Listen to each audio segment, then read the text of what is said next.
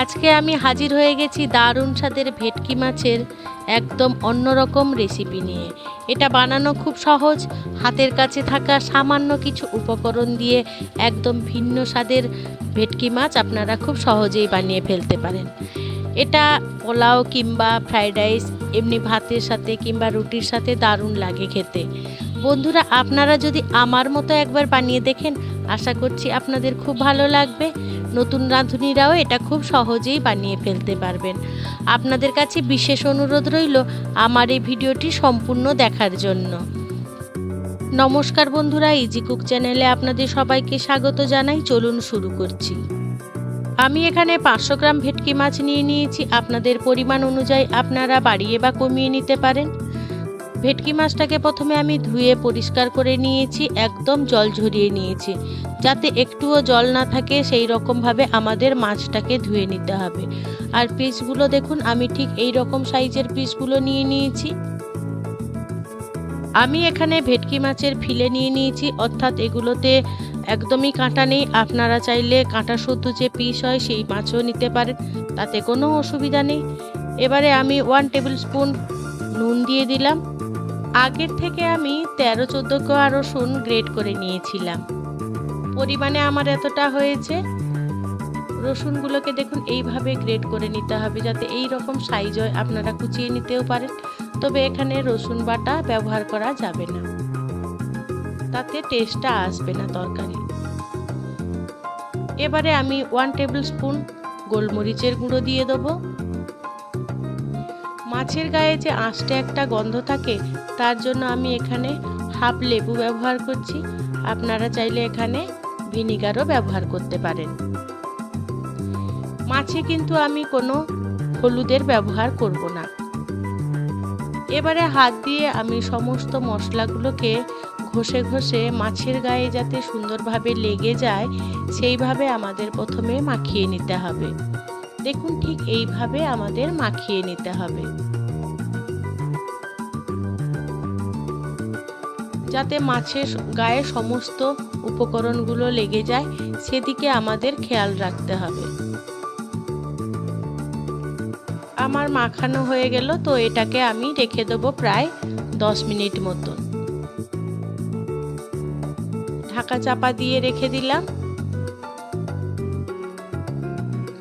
আমার এই রেসিপিটি যদি কোনো বন্ধু ফেসবুক থেকে দেখে থাকেন, তাহলে আমার পেজটিকে লাইক ও ফলো করে দেওয়ার অনুরোধ রইল। 10 মিনিট পর আমি ফিরে এলাম।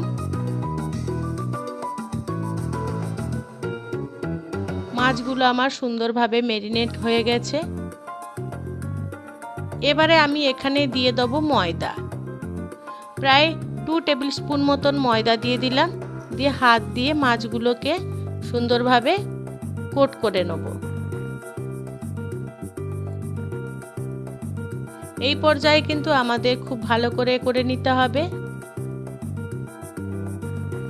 খুব বেশি কোটিং করার দরকার নেই, হালকা হালকা কোটিং করে নিতে হবে, ঠিক এইভাবে।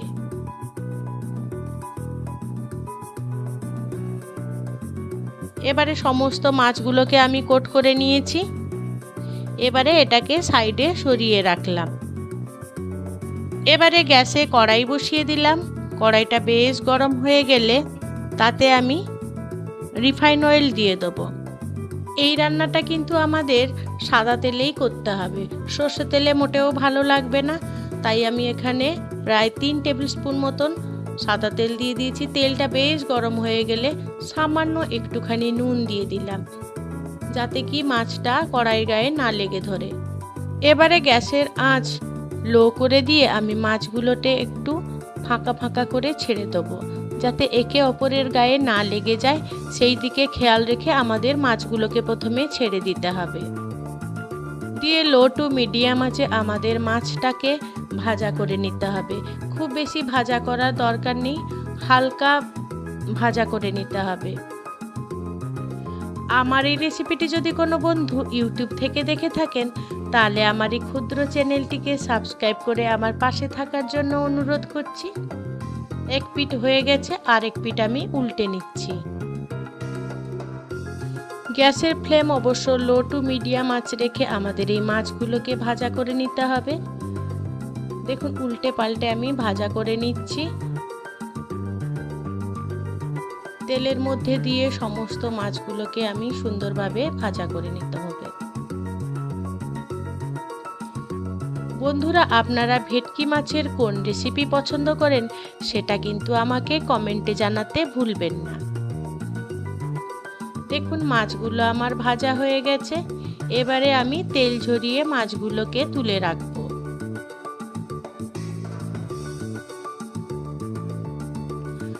মাছগুলোকে তুলে নিলাম সব। এবারে সেকেন্ড ব্যাচেও আমি সেম প্রসেসে আবার ভেজে নেব। আমার চ্যানেলে দারুণ স্বাদের রেসিপি পেতে অবশ্যই পাশে থাকা বেল আইকনটি কিন্তু আপনারা ক্লিক করতে ভুলবেন না। ওটা কিন্তু অলে দিয়ে রাখবেন, যাতে আমার চ্যানেলে যেসব ভিডিও আমি দিতে থাকি সেগুলো আপনারা খুব সহজেই পেয়ে যান। তার জন্য দেখুন আমার সেকেন্ড ব্যাচের মাছটাও ভাজা হয়ে গেছে। এবারে মাছগুলোকে আমি তুলে রাখলাম। এবারে আমি ওই তেলের মধ্যে কিছুটা বাটার দিয়ে দেবো। গ্যাসের ফ্লেম অবশ্য এখানে লোয়ে রাখতে হবে। বাটারটা মেল্ট হয়ে গেলে 14-15 কোয়া গ্রেট করে রাখা রসুনের কুচি দিয়ে দিলাম। রসুনের কুচিটা একটু হালকা ভেজে নিতে হবে, খুব বেশি ভাজা করা যাবে না। এবারে আমি রুম টেম্পারেচারে 2 কাপ দুধ এখানে দিয়ে দেবো। দুধটাকে বেশ ভালো করে সুন্দর করে আমাদের মিশিয়ে নিতে হবে মশলার মধ্যে। এবারে আমি 4টে কাঁচা লঙ্কা দিয়ে দিলাম। যেহেতু আমি এখানে কোনো লঙ্কা গুঁড়ো ব্যবহার করছি না, তাই 4টে দিলাম। ঝালটা অবশ্য আপনাদের পরিমাণ অনুযায়ী আপনারা বাড়িয়ে বা কমিয়ে নিতে পারেন। এবারে দুধটা ফুটে উঠলে ভেজে রাখা মাছগুলো আমি ছেড়ে দেবো। সমস্ত মাছ আমি ছেড়ে দিলাম। মাছগুলোকে আমাদের সুন্দরভাবে রান্না করে নিতে হবে। যতক্ষণ না সেদ্ধ হচ্ছে ততক্ষণ আমাদের এইটা রান্না চালিয়ে যেতে হবে। আর এখানে গ্যাসের ফ্লেম আমাদের লো টু মিডিয়াম আঁচে রেখে রান্না করতে হবে। যেহেতু এই তরকারিটা আমরা দুধ দিয়ে রান্না করছি, তাই এটাকে ঢাকা দেওয়া যাবে না। তো সমানেই নাড়াচাড়া করে যেতে হবে, কারণ খেয়াল রাখতে হবে দুধটা যাতে কড়াইতে লেগে না ধরে। কড়াইতে লেগে ধরলে একটা বাজে গন্ধ হবে, তো সেটাও মোটে খেতে ভালো লাগবে না। তাই জন্য আমাদের সমানেই নাড়াচাড়া করে যেতে হবে আর রান্নাটা করে নিতে হবে। মাছগুলো আমার হাফ সেদ্ধ হয়ে গেলে আমি এখানে আবারও 1 চামচ গোলমরিচের গুঁড়ো দিয়ে দিলাম। দিয়ে মাছটাকে ভালো করে আবার নাড়াচাড়া করে মিশিয়ে নিতে হবে। ঝালটা অবশ্য আপনাদের পরিমাণ অনুযায়ী আপনারা বাড়িয়ে বা কমিয়ে নিতে পারেন। তবে এই তরকারিতে কোনো লঙ্কা গুঁড়োর ব্যবহার করা যাবে না। মাছগুলো সুন্দরভাবে সেদ্ধ হয়ে আসছে আর গ্রেভিটাও দেখুন আমার ঘন হয়ে আসছে। আপনাদের কাছে অনুরোধ রইল এই রেসিপিটা একবার আপনারা অবশ্যই ট্রাই করবেন। আর আপনাদের সেটা কেমন লাগলো সেটা কিন্তু আমাকে কমেন্টে জানাতে ভুলবেন না।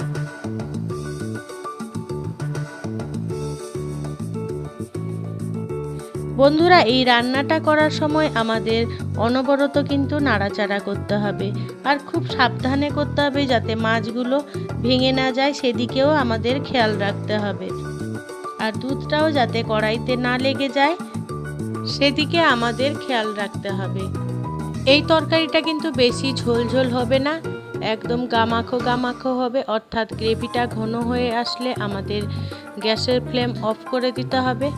দেখুন গ্রেভিটাও আমার ঘন হয়ে এসেছে। এইভাবে দারুণ স্বাদের ভেটকি মাছ একবার বানিয়ে দেখবেন। দেখুন কত সুন্দর হয়েছে দেখতে। আজকে আমার রেসিপিটি আপনাদের কেমন লাগলো সেটা কিন্তু কমেন্টে জানাতে ভুলবেন না। যদি ভালো লেগে থাকে ছোট্ট একটা লাইক করে দেবেন। আপনাদের এই ছোট্ট ছোট্ট লাইক আমাকে অনেক ইন্সপায়ার করে নিত্য নতুন রেসিপি বানানোর জন্য।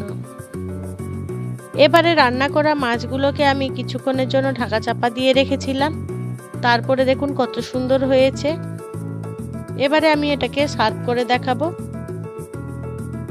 আপনাদের পছন্দ অনুযায়ী আপনারা সেইভাবে পরিবেশন করে নেবেন। বন্ধুরা, ছোটোখাটো জন্মদিনে কিংবা অ্যানিভার্সারিতেও এইরকম দারুণ স্বাদের ভেটকি মাছের রেসিপিটি বানিয়ে আপনি তাক লাগিয়ে দিতে পারেন। আর ছোট থেকে বড় সবাই এই রেসিপিটি খুব পছন্দ করবে, তাদের প্রশংসাও আপনি পেতে পারেন। আপনাদেরকে অসংখ্য অসংখ্য ধন্যবাদ আপনাদের মহামূল্যবান সময় দিয়ে আমার এই ভিডিওটি সম্পূর্ণ দেখার জন্য। আপনারা ভালো থাকবেন, সুস্থ থাকবেন। দেখা হবে পরের কোনো নিত্য নতুন রেসিপিতে।